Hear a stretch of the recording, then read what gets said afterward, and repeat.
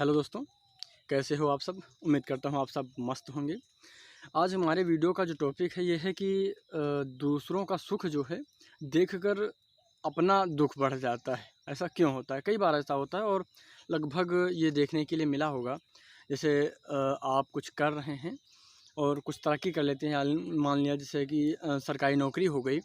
आप जैसे पड़ोस में किसी की सरकारी नौकरी लग जाए तो एक पड़ोसी को सरकारी नौकरी लगने की वजह से दूसरे पड़ोसी को तकलीफ़ होने लगती है। कई बार ये देखा गया है और कई लोगों के मुंह से मैंने सुना भी है कि भैया फलाने के लड़के को सरकारी नौकरी लग गई है, कैसे लग गई, क्या हो गया।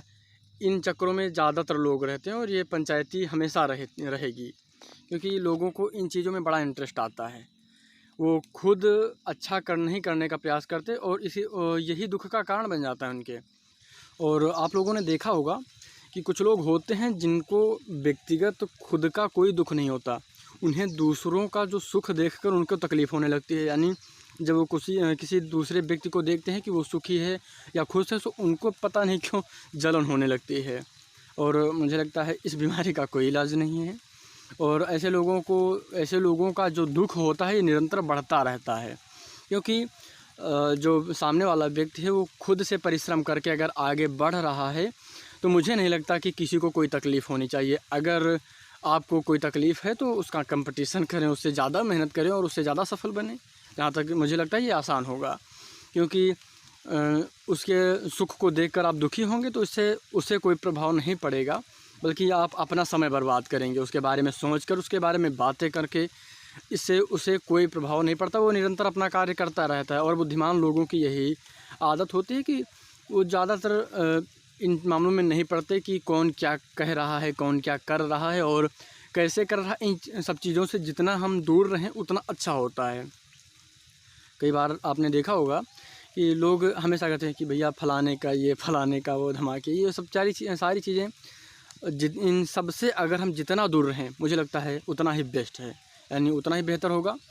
क्योंकि इन सब में पढ़ के हमें कुछ मिलता नहीं, लेकिन समय ज़रूर बर्बाद होता है। उस समय में अगर हम खुद पर इन्वेस्ट करें, वो समय अगर हम खुद के लिए लगाएं तो निश्चित तौर पर एक अच्छा काम उस समय हम कर सकते हैं। और उस समय जो पढ़ाई अगर कर रहे हैं तो पढ़ाई कर सकते हैं, या कुछ अन्य काम कर रहे हैं तो कोई भी अन्य काम वहाँ पर कर सकते हैं। लेकिन हम लोग उससे ज़्यादा ध्यान देते हैं कि दूसरे के सुख देखने में, और दूसरे को सुख देखकर मुझे नहीं लगता कि ये परेशान होना चाहिए या होने की कोई ज़रूरत है। खैर, यहाँ पर आज बारिश होने लगी है, संभवतः आज बारिश होगी। मैं आपको पीछे का बैकग्राउंड दिखा दे रहा हूँ, ये देखिए। और संभवतः आज बारिश हो सकती है, क्योंकि काफ़ी दिनों से बारिश हुई नहीं है और इसके लिए मैंने पहले भी बताया था।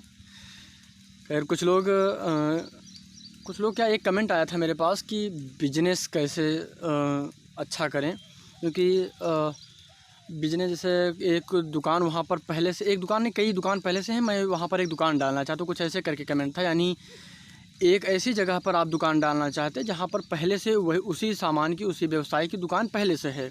तो उसका एक सीधा सा काम करिए आप कि वहाँ पर जो भी आप दुकान डालना चाहते हैं उसकी आप क्वालिटी बेहतर करिए, और क्वालिटी के साथ साथ उसका रेट थोड़ा सा ठीक ठाक रखिए।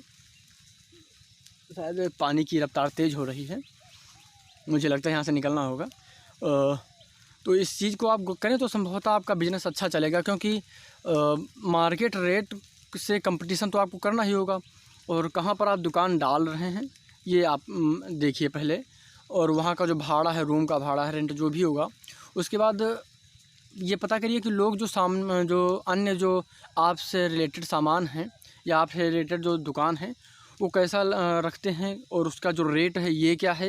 ये सारी चीज़ें, अगर ये चीज़ें आप पता करते तो मुझे लगता है आसानी होगी आपके लिए, और आप बेहतर कंपटीशन कर पाएंगे और अपना जो व्यवसाय है आसानी से चला पाएंगे।